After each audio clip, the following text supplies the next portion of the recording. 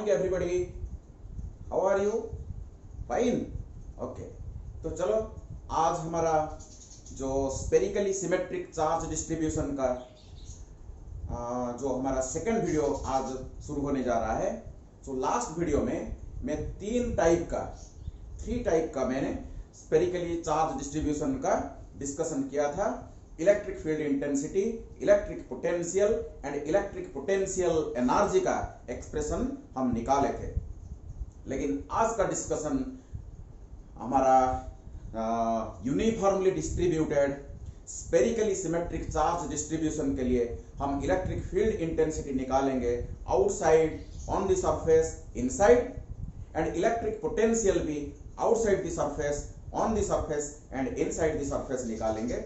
और इसके बाद ये जो spherically symmetric charge distribution non conducting जो स्फीयर है हमारा, इसके द्वारा जो इलेक्ट्रिक पोटेंशियल एनर्जी है इसका भी हम एक्सप्रेशन निकालेंगे। सो इससे पहले मैं एक फोटो आपको दिखाना चाह रहा हूं, आप देखिए प्लीज। ये मैंने आपके लिए बना दिया, इसको पहले देखो। जो लास्ट हमारा डिस्कशन हुआ था प्रीवियस वीडियो में, इसका स्केच इधर है। स्पेरिकली सिमेट्रिक चार्ज डिस्ट्रीब्यूशन का ये पूरा स्केच है। तो देखो यहाँ मेरा फर्स्ट टाइप है hollow conducting, hollow non conducting and solid non conducting. Last video में मैंने बताया था ये तीनों एक टाइप का, क्योंकि इस तीन टाइप चार्ज डिस्ट्रीब्यूशन को अगर हम चार्ज देंगे, इस टाइप स्फीयर को अगर हम चार्ज देंगे तो charge will reside on its surface, charge surface में रहेगा।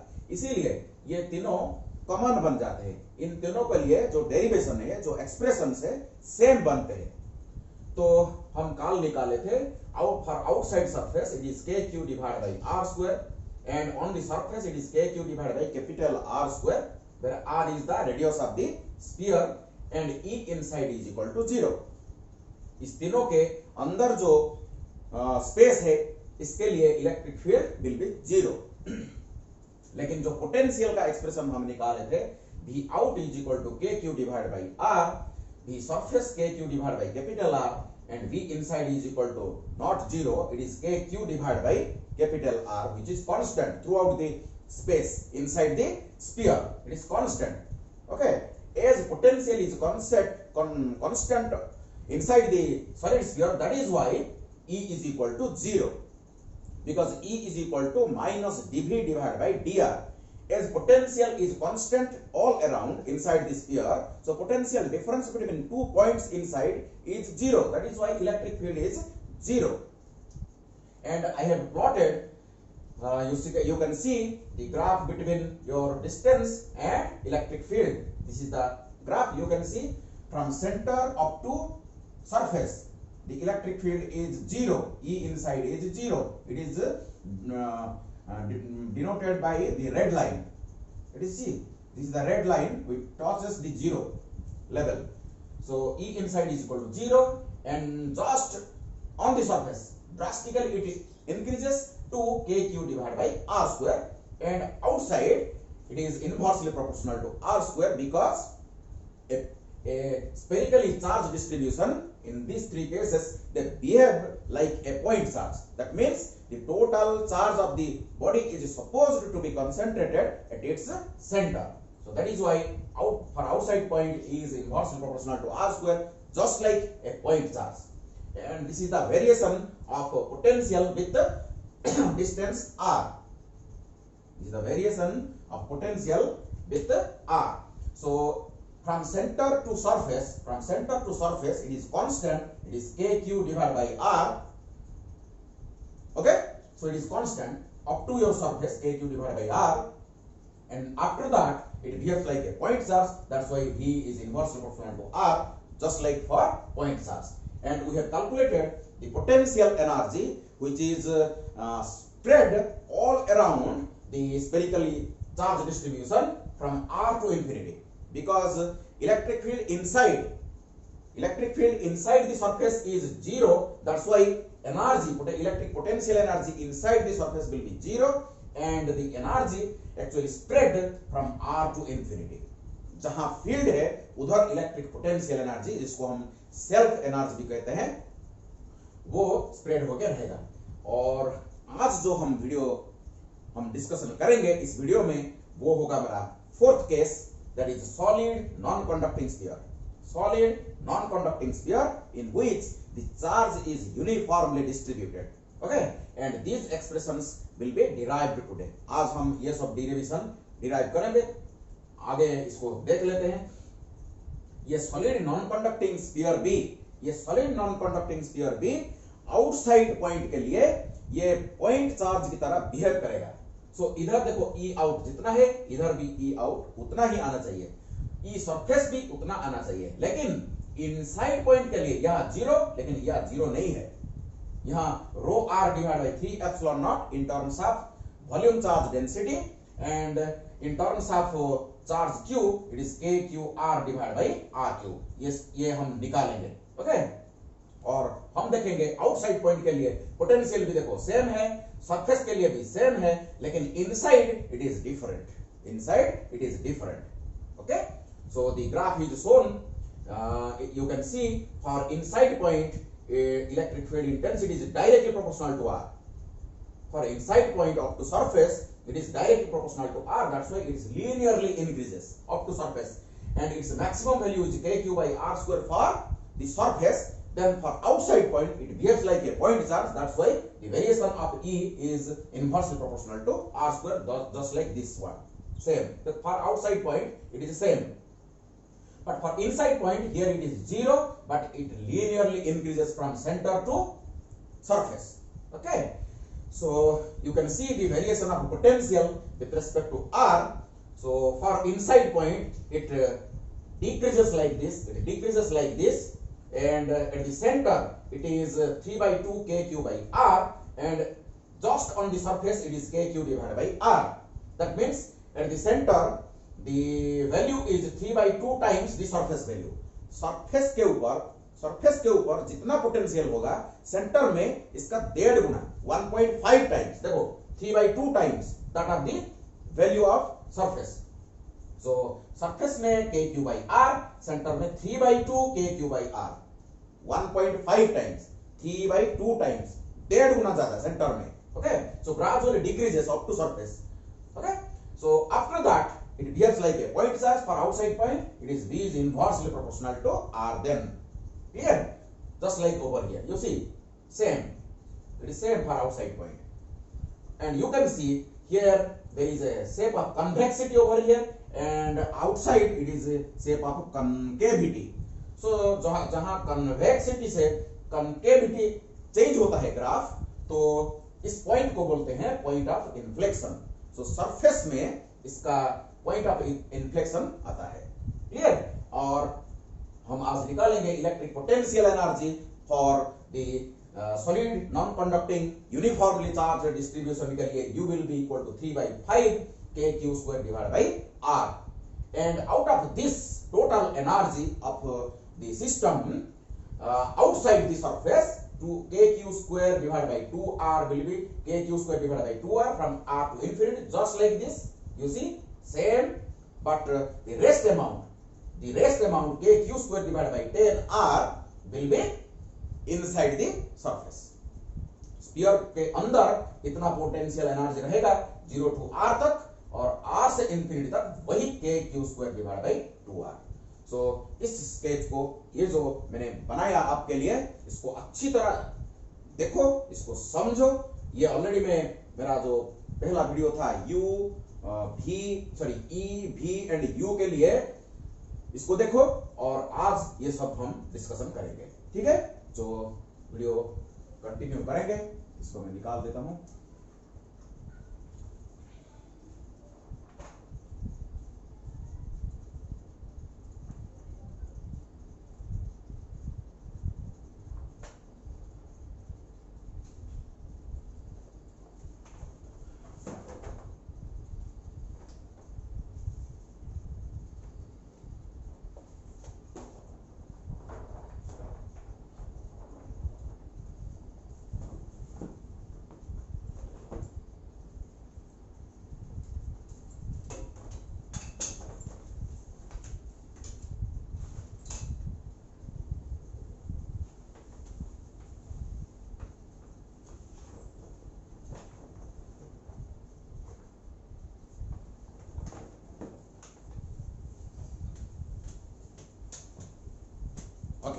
Let us continue.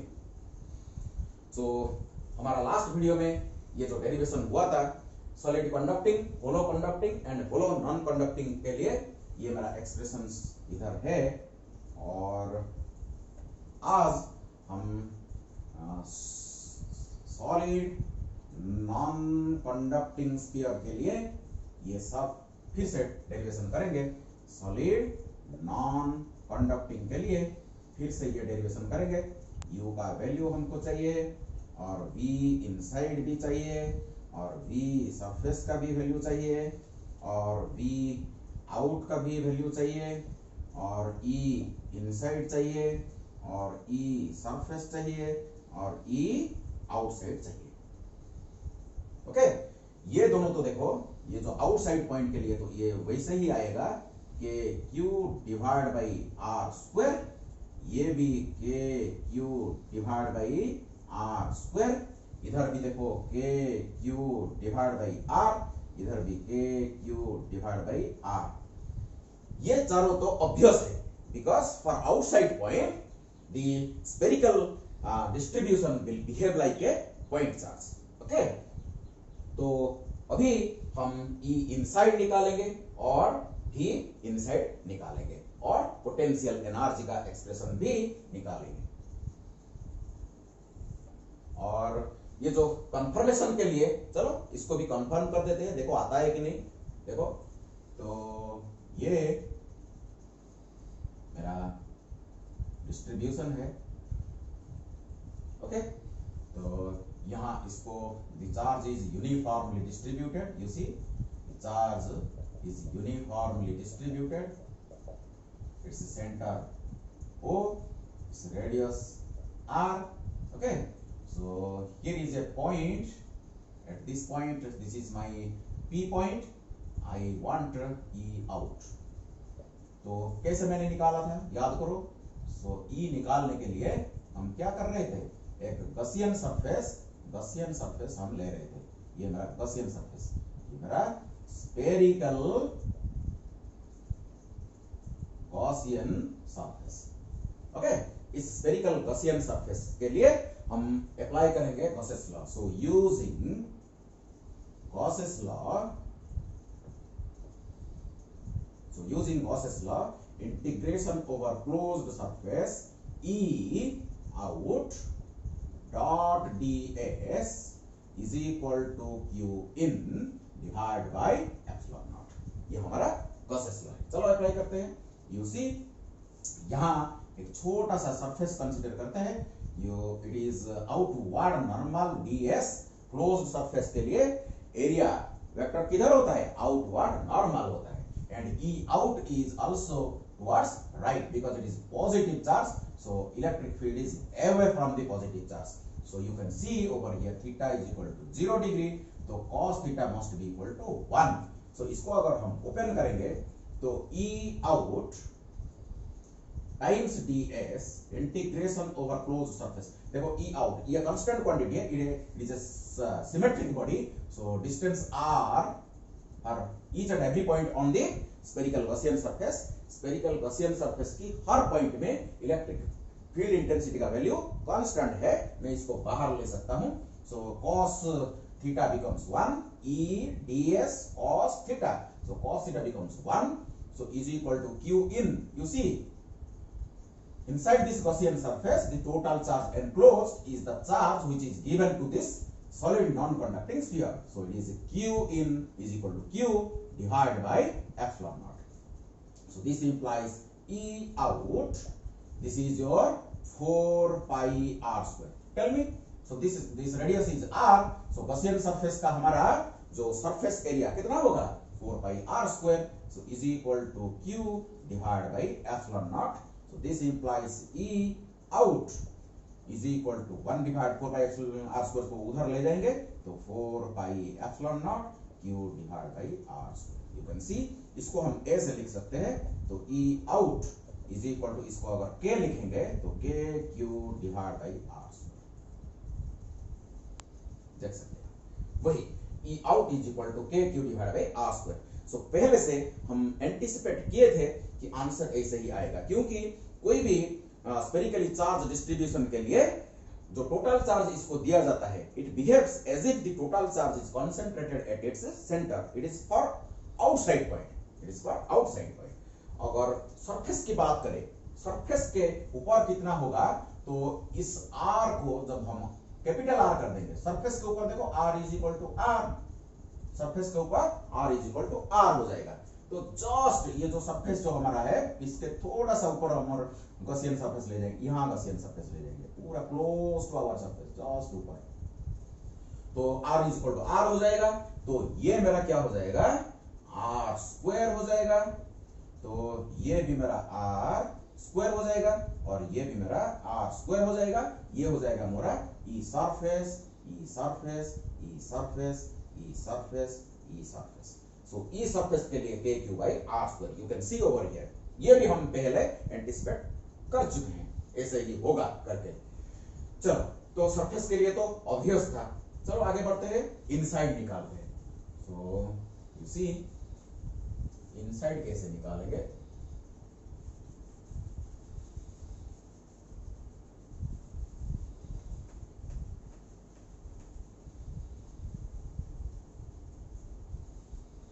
देखो, तो ई इनसाइड निकालने के लिए क्या करना पड़ेगा, ये हमारा uniformly charge distribution, spherical charge distribution, okay.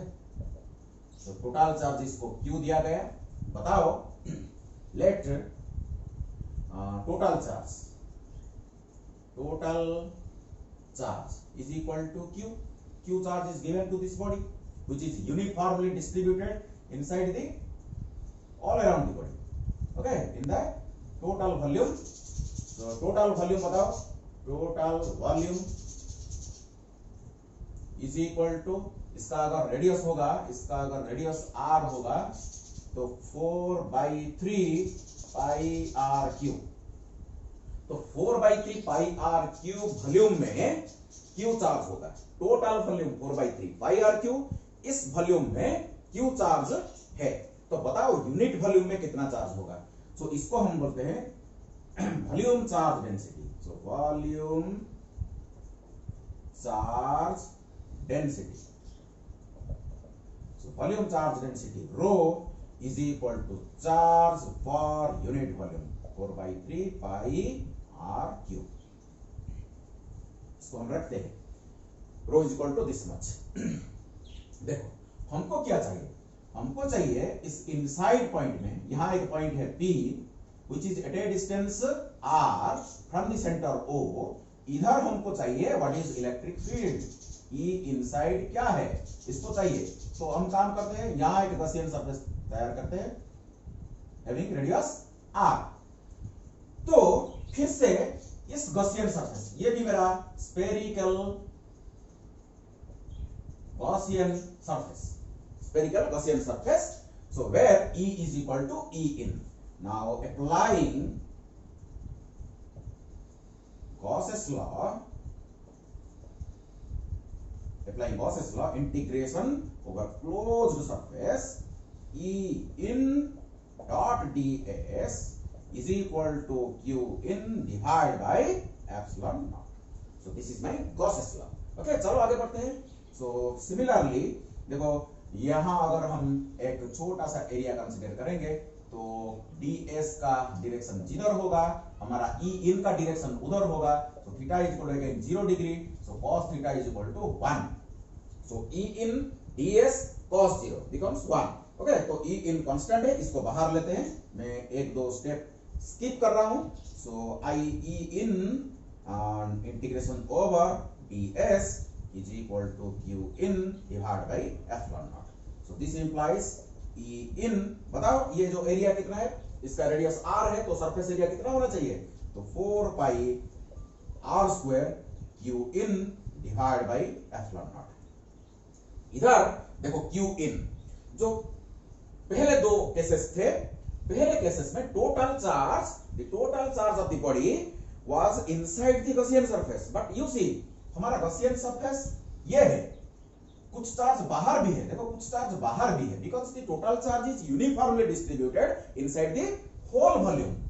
लेकिन हमारा गॉसियन सरफेस देखो स्मॉल आर रेडियस का, हमारा टोटल बॉडी का ये जो पूरा बॉडी है तो कैपिटल आर रेडियस का, कुछ चार्ज देखो बाहर भी है, लेकिन हमको ई इन निकालना है, तो ई इन कैसे निकालेंगे देखो, तो Q in is equal to charge per unit volume और volume charge density multiplied by the volume of the Gaussian surface. Gaussian surface के अंदर कितना वॉल्यूम है इसको हम इधर लिखेंगे, तो 4/3 pi R Q. So this is my E in. Unit volume में अगर रो हमारा चार्ज है तो 4/3 पाई आर क्यूब वॉल्यूम में कितना होना चाहिए, ये होना चाहिए, ये मेरा इन दिस मच। ओके, चलो इस इधर डालते हैं, तो E in multiplied by 4 pi R square is equal to Q in, it is my rho multiplied by 4/3 pi r cube divided by epsilon naught. Okay, so देखो 4 pi cancels out, so what यहाँ देखो r square है, यहाँ r cube cancel हो जाएगा, तो आ जाएगा e in is equal to rho r divided by 3 epsilon naught. E inside is equal to, in terms of volume charge density it is rho R divided by 3 epsilon naught. चलो इधर लिखते हैं, so E in तो is equal E in is equal to rho R divided by 3 epsilon naught. Please इसको by heart करो। Okay, ये सब जितने भी फॉर्मूला आपको आना चाहिए इसको याद रखो। इसको देखो हम चेंज करेंगे, सो E in is equal to रो हमारा क्या है देखो, रो ये हमारा रो है, तो कैसे क्या करेंगे, 4/3 sorry Q divide by rho की जगह Q divide by 4/3 pi R Q, ये हमारा रो है, ये देखो रो है, ये मेरा rho, multiplied by R divide by 3 epsilon naught, 3 epsilon naught. देखो इधर क्या क्या हो रहा है, देखो this 3 cancels out. Okay, what remains is E in is equal to 1 divided by 4 pi epsilon naught R Q R divided by R Q. So इसको हम ऐसे लिख सकते हैं, in is equal to K, इसको हम K लिख सकते हैं, K Q R divided by R Q. So in terms of charge Q हम ऐसे लिख सकते हैं, in terms of Q and radius. So ऐसे इधर लिखते हैं, so it is K Q R divide by R Q। आप देख सकते हो, अगर आपको सेंटर में स्पेशल केस अगर देखेंगे तो so at the centre R is equal to 0, so E center is 0, E center is equal to 0, and from this both the expressions, ये एक्सप्रेशन को देखो, ये एक्सप्रेशन को देखो, आपको पता चल जाएगा E is directly proportional to R। मैंने दिखाया था आपको, जो मेरा पहले दिखाया था उसी में मैंने क्लियरली दिखा चुका हूं आपको, E is directly proportional to R। You see, E is directly proportional to R, E is directly proportional to R।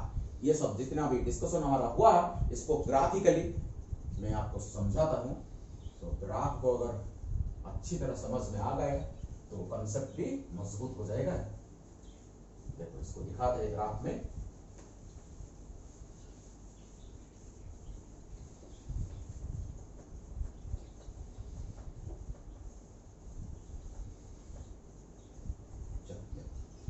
तो ये है मेरा sphere which is uniformly distributed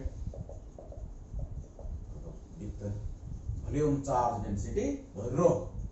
okay, so इसका रेडियस है, इधर दिखाते हैं, ये इसका रेडियस है r, यहां से एक लाइन और यहां से एक लाइन अगर प्लॉट इधर लेंगे r, इधर लेंगे e, तो देखो इसको यहाँ एक परपेंडिकुलर ड्रॉप करते हैं, सो ये मेरा r is equal to r my surface, तो आप देख सकते हैं the graph is it linearly for the inside point is linearly increases it increases linearly. This is the graph.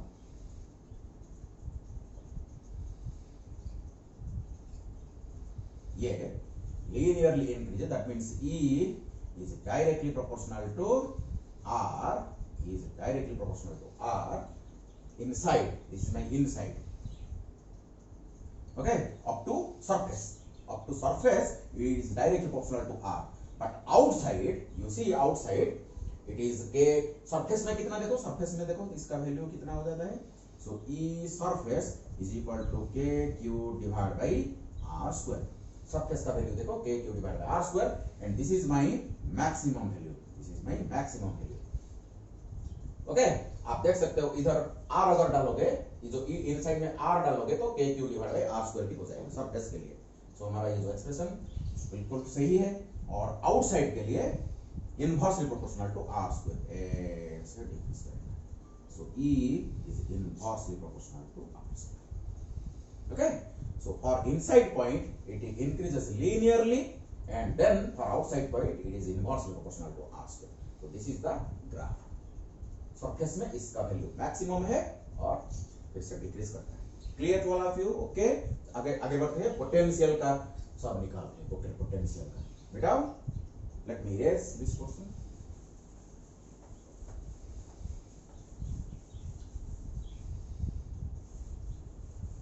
चलो देखो पोटेंशियल का करते हैं. सो मेरे को V ये तो ऑब्वियस है.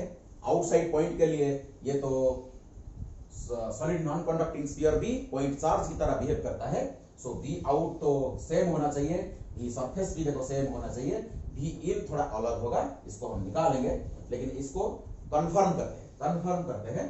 चलो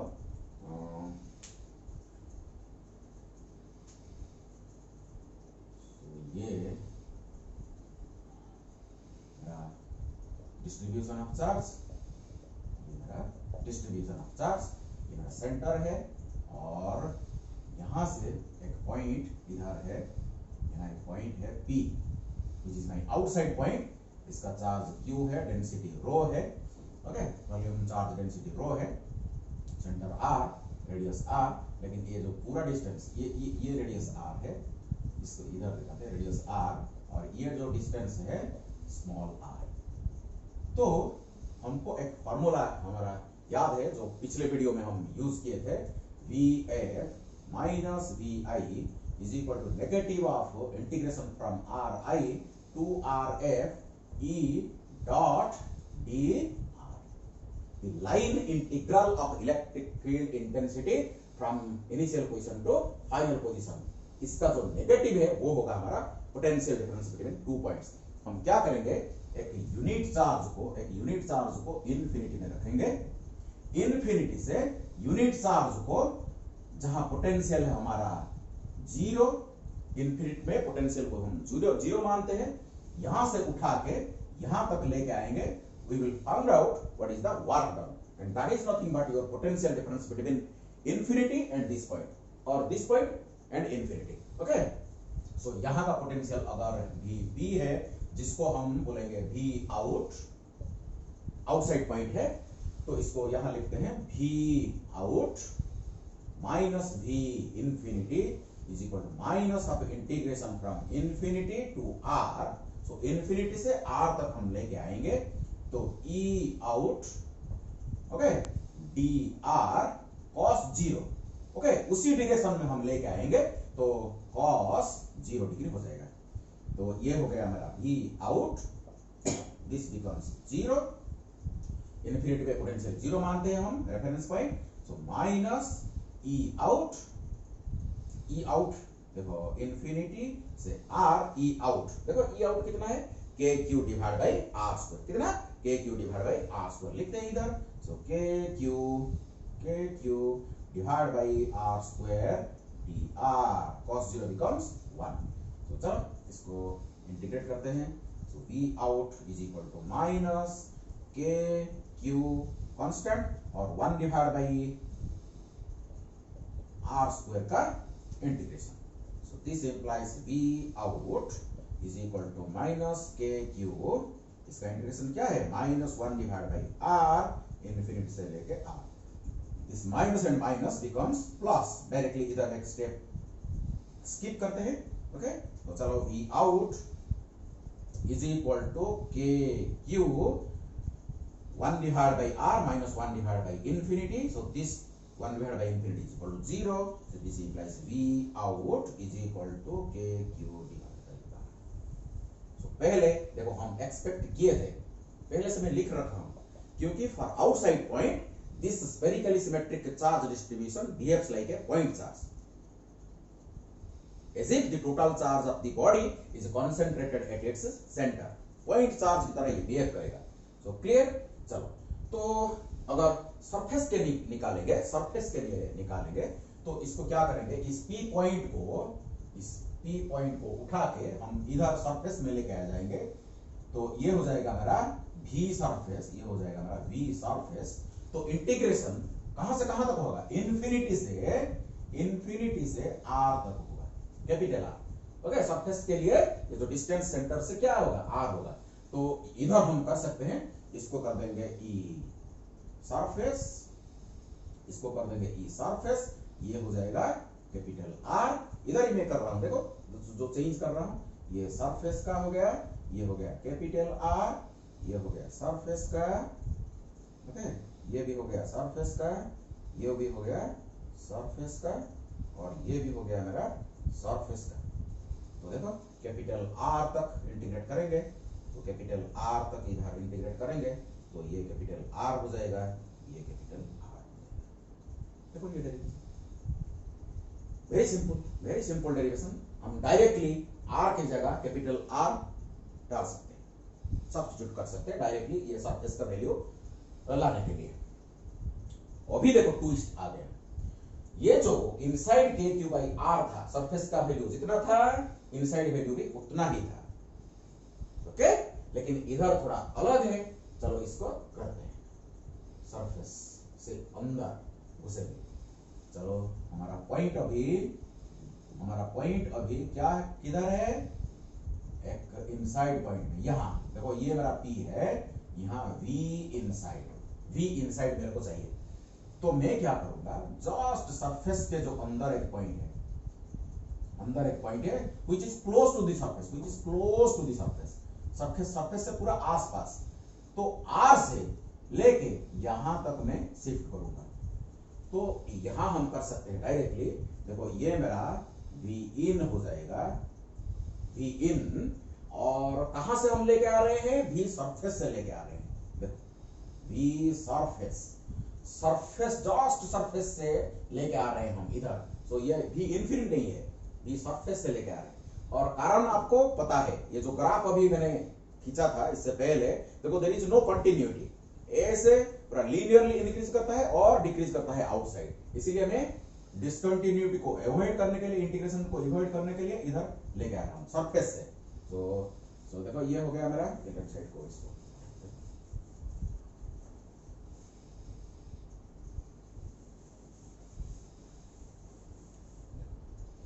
ये हो गया मेरा E in dr cos 0 infinity से R। तो V in minus V surface, देखो V सरफेस मेरा कितना है, V surface K Q by R, तो K Q divide by R is equal to minus E inside देखो क्या है, K Q R divide by R Q. तो integration from infinity to R, K Q R divide by R Q dr, बस हो गया, simple mathematics अभी। So this implies V in is equal to, इसको रखते हैं बाद में लेते हैं उस side, K Q divide by R is equal to K Q divide by R cube. ये कांस्टेंट क्वांटिटी बाहर को हटाते हैं, सो इंटीग्रेशन माइनस इधर है, सो इंफिनिटी से R dr। चलो इंटीग्रेट करो। So this implies V in minus K Q divide by R is equal to minus k q divided by R cube. This is R square by 2. Limiting value runs from infinity to R. Simple. Okay, simple mathematics. So is equal to V in minus k q divided by R is equal to minus k q divided by R square. ये हो गया आपका R square by 2 minus infinity square by 2।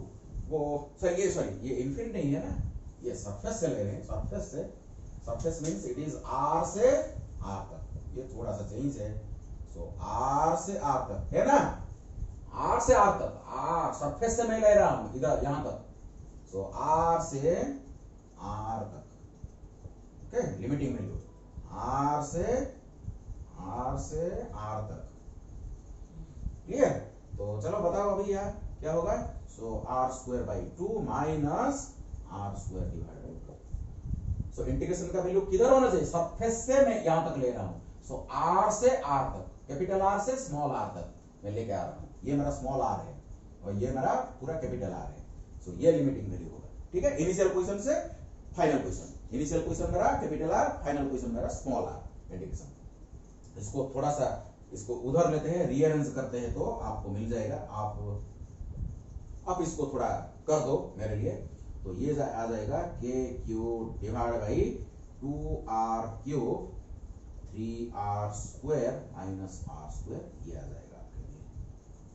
इसको याद रखो, मैंने जैसे याद रखा इसको आपको भी याद रखना है। जो के cube divide by 2r cube 3r square minus r square, okay. ये इसको इधर लेके जाओ और थोड़ा सा रीअरेंज करके इसको निकालो, 2-3 स्टेप कर दो, ये आ जाएगा। चलो वेरिएशन देखते हैं, अभी वेरिएशन देखते हैं, फिर से देख लो इसको। So V F minus V I is equal to R I to R F हो गया। तो वी इनसाइड, इनिशियल पॉइंट मेरा सरफेस है, फाइनल पॉइंट मेरा ये है। तो V inside minus V surface is equal to R से आर, सॉरी ये गलत किया था मैंने। सो इन्फिनिटी से आर तक नहीं है, ये आर से आर तक, आर से आर तक, ठीक है। सो वही इंटीग्रेशन करते करते हम इधर पहुंच गए। तो देखो यहां जो v इनसाइड कांस्टेंट था, देखो v इनसाइड मेरा कांस्टेंट था, इसीलिए e 0 था, इसीलिए e 0 था। लेकिन यहां e 0 है क्या, नहीं, e linearly increases up to surface, okay. So linearly increases up to surface e का वैल्यू। सो इसीलिए सो v का value changing depends upon r। So यहां हम निकाल सकते हैं, देखो अगर मैं आपको पूछूं सेंटर में क्या है, सरफेस में क्या, आप सब निकाल सकते हो इसको।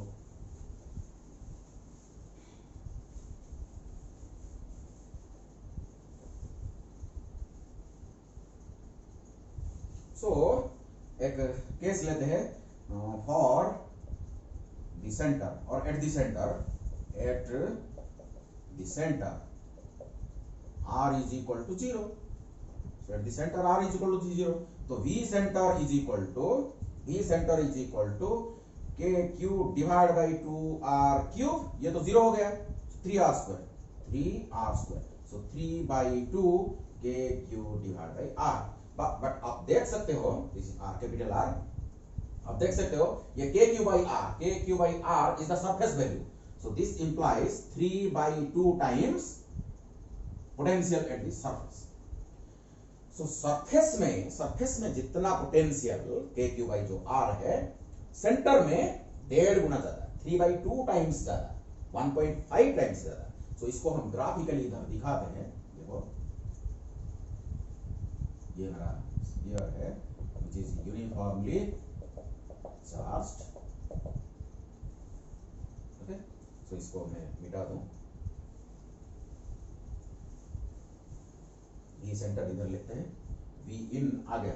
सो K Q by is equal to K Q divide by 2r cube 3r square minus r square. इसको याद रखो ना, इसको याद रखो।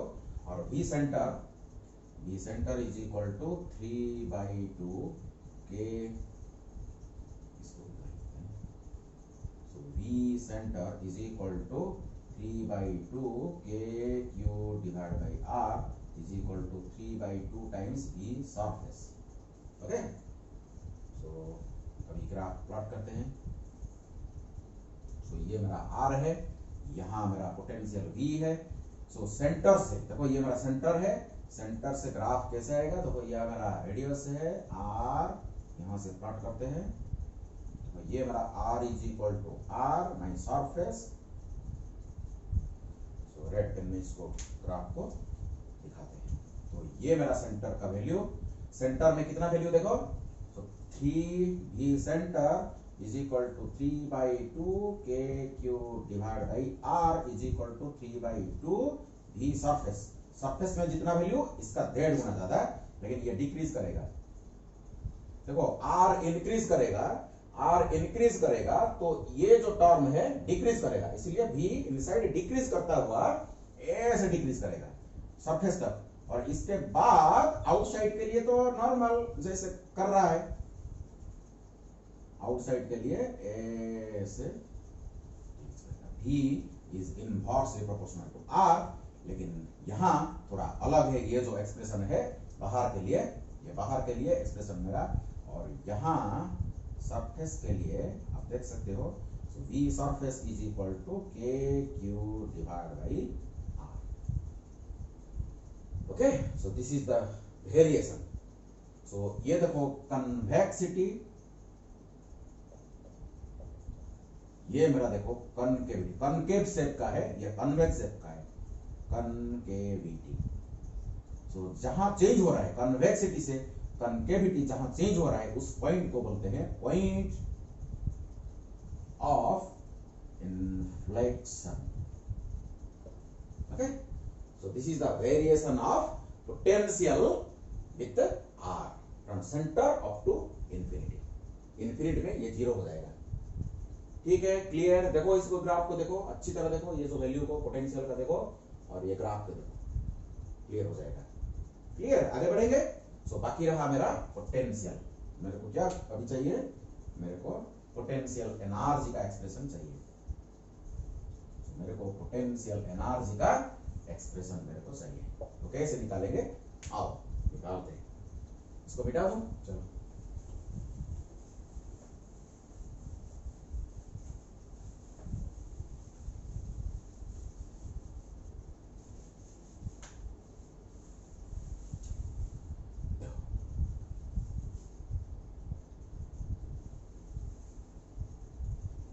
पोटेंशियल का एक्सप्रेशन हम यहां कैसे निकाले थे इसको याद करो, नहीं तो मेरा ये वीडियो फिर से देखो और यहां देखो, फिर से मैं कॉन्सेप्ट को आपको समझाऊंगा।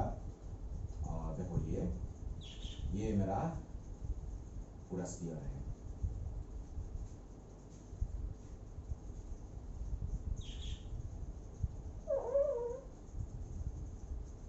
सो विच इज यूनिफॉर्मली चार्ज। इसको बनाया गया, इसको चार्ज इन्फिनिट से लाके बनाया गया। सपोज समझो टोटल चार्ज Q दिया गया और इसका रेडियस है कैपिटल R, तो इसका volume charge density rho must be equal to charge per unit volume 4/3 pi R Q होना चाहिए। Rho is equal to Q divide by 4/3 pi R Q होना चाहिए। ठीक है, चलो इसको एक्चुअली आप याद करो, ये जो पोटेंशियल एनर्जी का कंसेप्ट क्या है, एक इलेक्ट्रिकल सिस्टम का पोटेंशियल एनर्जी और सेल्फ एनर्जी का मतलब क्या है, कहां से ये आता है। एक्चुअली ये सिस्टम बनाने के लिए ये जो Q charge, total Q charge लाते लाते लाते लाते इस सिस्टम को बनाने के लिए, असेंबल करने के लिए, कंस्ट्रक्ट करने के लिए एक्सटर्नल एजेंट को जो वर्क करना पड़ा, जितना एनर्जी इसको कंज्यूम करना पड़ा, वही एनर्जी इलेक्ट्रिक पोटेंशियल एनर्जी के द्वारा स्टोर होते हैं। सो हम बोल सकते हैं electric potential energy is nothing but the energy और the work done in bringing the charges Q from infinity to assemble and to construct this charge distribution. ये चार्ज डिस्ट्रीब्यूशन बनाने के लिए एक्सटर्नल एजेंट जितना वर्क किया, जितना energy consume किया, ये वो वर्क करने के लिए वही एनर्जी सिस्टम में इलेक्ट्रिक पोटेंशियल एनर्जी के द्वारा स्टोर होते हैं। ठीक है, तो हमको अभी निकालना है कितना एनर्जी कंज्यूम किया गया, कितना वर्क करना पड़ा इसको बनाने के लिए, वही होगा हमारा पोटेंशियल एनर्जी। चलो निकालते हैं। एक काम करो, पूरा ये अभी नहीं है, समझो ये नहीं है, तो इन्फिनिटी में टोटल चार्ज मेरा Q है। इन्फिनिटी में मेरा टोटल चार्ज Q है।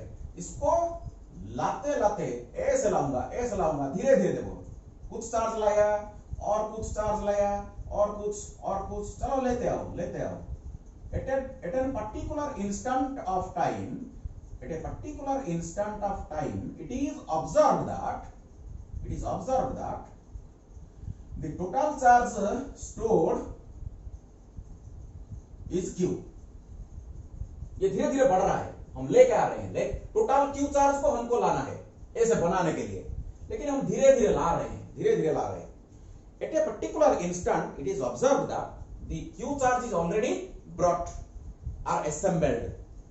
अगर और dq चार्ज को मैं इधर आके स्टोर करना चाह रहा हूं, तो जो चार्ज ऑलरेडी स्टोर्ड है और जो चार्ज मैं ला रहा हूं स्टोर करने के लिए, इसके बीच में क्या होगा? इलेक्ट्रोस्टैटिक रिपल्सन होगा, Coulombian repulsion between charge stored and charge to be stored.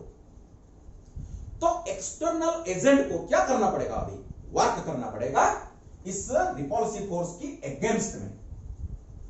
सो बताओ, ये dq चार्ज को इधर स्टोर करने के लिए कितना वर्क करना पड़ा, इसको हम निकालेंगे।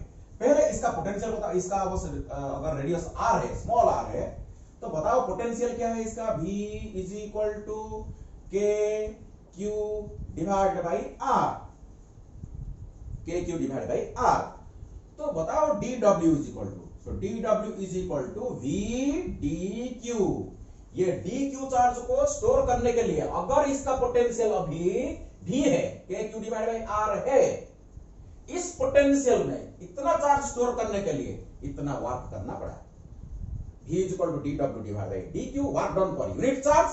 तो dq चार्ज लाने के लिए इतना काम करना पड़ा। चलो आगे बढ़ते हैं। So is equal to v का वैल्यू सब्स्टिट्यूट करो, k q divided by r dq। मेरे को बताओ q कितना है और dq कितना है? ये q कितना है बताओ। तो कैसे निकालेंगे? देखो। तो q is equal to charge for unit volume में कितना चार्ज? इतना rho, multiplied by volume of this sphere 4/3 pi R cube. क्योंकि ये जो चार्ज हम स्टोर कर रहे हैं डेंसिटी को कांस्टेंट रख रहे हैं। ये मेरा कांस्टेंट है, मैं ऐसे चार्ज स्टोर कर रहा हूं जैसे कि डेंसिटी कांस्टेंट रखूं। ओके, तो चलो, तो is equal to, so q is equal to rho का वैल्यू सब्स्टिट्यूट करो, q divide by 4/3 pi R cube multiplied by 4/3 pi R cube. 4/3 pi cancels out. So q is equal to qr cube divide by r cube. ये मेरा q है। तो मेरे को dq भी चाहिए, तो इसको डिफरेंशिएट कर देते हैं। So differentiating we get dq is equal, देखो q तो कांस्टेंट है ना और r q भी कांस्टेंट है। टोटल चार्ज जो हम देना चाह रहे हैं वो तो कांस्टेंट है और रेडियस इसका कांस्टेंट है, तो r बढ़ रहा है। देखो जितना मैं चार्ज दे रहा हूं डेंसिटी कांस्टेंट रखने के लिए धीरे धीरे r बढ़ता जाएगा। जीरो से लेके r बढ़ते बढ़ते कैपिटल R तक बढ़ेगा, लेकिन r कांस्टेंट है। ओके, स्मॉल r चेंज रहा है, इसको डिफरेंशिएट करेंगे 3r² dr। देखो। So nx to the power n minus 1, 3r to the power 3 minus 1, this is mine. Now just substitute these values. Okay, आओ गलत मत करो, चलो सब्स्टिट्यूट करो। So dw is equal to k divided by r, q का value substitute करो। So q r cube divide by r cube, ये q का वैल्यू है। dq का वैल्यू देखो 3q r cube dr divide by r cube. चलो देखो क्या क्या हो रहा है। देखो इसको लिखते हैं। So dw is equal to, एक देखो r कट जाएगा, एक r यहां कट जाएगा तो r स्क्वायर हो जाएगा, तो k q स्क्वायर हो जाएगा। देखो k q स्क्वायर, 3 है इधर, देखो एक 3 है और r4 dr और r6। तो ये अगर dq चार्ज लाने के लिए अगर हमको इतना वर्क करना पड़ा, तो बताओ पूरा q चार्ज स्टोर करने के लिए रेडियस को 0 से r तक बढ़ाने के लिए हमको कितना वर्क करना पड़ा? तो we have to integrate. So integrating, okay, with proper limits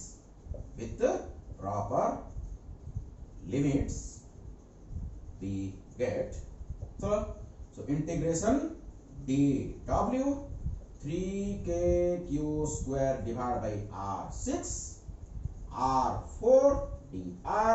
limiting value लगाओ. जब रेडियस 0 था हमारा काम कुछ नहीं हुआ था, वर्क शुरू हुआ था, करने की हम कोशिश शुरू किए थे. जब रेडियस r हो गया तो हमारा सिस्टम बन गया, सीमोस सिस्टम पूरा बन गया. तब तक हमारा टोटल वर्क W हो गया. चलो आओ ऊपर.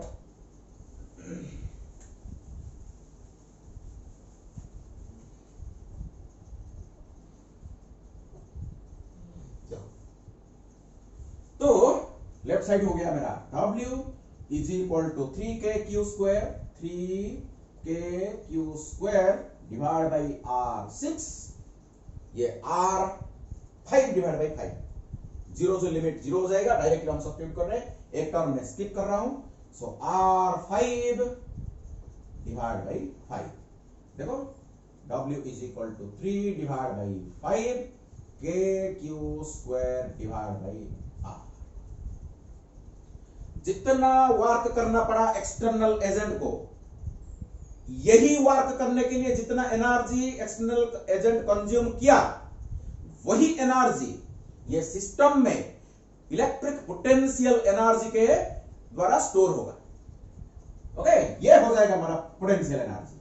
ये मेरा कॉन्सेप्ट है.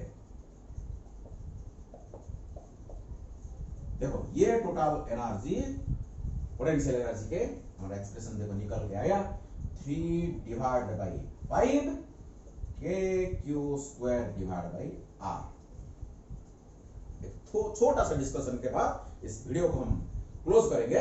देखो ये जो टोटल एनर्जी है, ये जो टोटल एनर्जी इसके पास है, देखो ये सिस्टम बन गया. अभी ऐसे बढ़ते बढ़ते बढ़ते बढ़ते ये सिस्टम बन गया. अभी देखो ये सिस्टम बन गया, इसको हम बना दिए. एक्सटर्नल एजेंट ने चार्ज इन्फिनिटी से लाते लाते लाते लाते टोटल चार्ज क्यू को पूरा ऐसे स्टोर करके एक स्पेरिकली क्या है ये spherical symmetric non conducting distribution. Okay, so देखो ये जो एनर्जी क्या होगा, ये देखो U is equal to k q square divided by 2r. इस केस में ऐसे इधर भी r से लेके, देखो r से लेके इंफिनिटी तक, वही r से लेके इंफिनिटी तक वही एनर्जी. कितना एनर्जी देखो, k q square divided by 2r, k q square divided by 2r store होके रहेगा. k q square divided by 2r. तो बाकी हमारा कितना रहा, बाकी रहा k q square divided by 10r. तो k q square divided by 10r. ये टोटल से इसको माइनस करो, इस टोटल से इसको माइनस करो, जो बाहर है बाकी अंदर है. 0 से लेके r तक. सो 0 से लेके सेंटर से लेके सरफेस तक इतना एनर्जी, इतना पोटेंशियल एनर्जी स्टोर होकर रहेगा. और सरफेस से लेके इन्फिनिटी तक ये एनर्जी रहेगा. जो सॉलिड नॉन कंडक्टिंग स्फीयर भी आउटसाइड के लिए पॉइंट चार्ज की तरह बिहेव करेगा. इसीलिए इस तीनों केस में बाहर जितना पोटेंशियल एनर्जी स्टोर होगा, इधर भी बाहर उतना ही पोटेंशियल एनर्जी स्टोर होगा, वही k q square divide by 2r. सो ये सॉलिड नॉन कंडक्टिंग स्फीयर का जो केस है हमारा, देखो अंदर E0 नहीं है, यहां E0 था, यहां E0 था, इसीलिए इनसाइड पोटेंशियल एनर्जी कुछ नहीं था. Actually this potential energy is stored in the electric field. Electric potential energy कहां रहता है, इलेक्ट्रिक फील्ड में रहता है. यहां तो इलेक्ट्रिक फील्ड 0 है इनसाइड, इसीलिए इनसाइड इलेक्ट्रिक पोटेंशियल एनर्जी नहीं है. बाहर इलेक्ट्रिक फील्ड है, इसीलिए बाहर पोटेंशियल एनर्जी है. लेकिन यहां बाहर भी एनर्जी रहेगा और अंदर भी एनर्जी रहेगा. बाहर कितना रहेगा, उतना ही रहेगा, क्योंकि आउटसाइड पॉइंट के लिए ये भी सॉलिड नॉन कंडक्टिंग स्फीयर भी हमारा पॉइंट चार्ज की तरह बिहेव करेगा। इसीलिए के Q square divide by 2r बाहर और total minus K Q square divide by 2r हमारा के Q square divide by 10r अंदर, ये इनसाइड रहेगा। ओके, सो ये जितना भी मेरा डिस्कशन है मैं आपको वीडियो स्टार्ट में वही जो मैं चार्ट आपको दिखाया था फिर से इसको बैक करो, वही चार्ट को नजर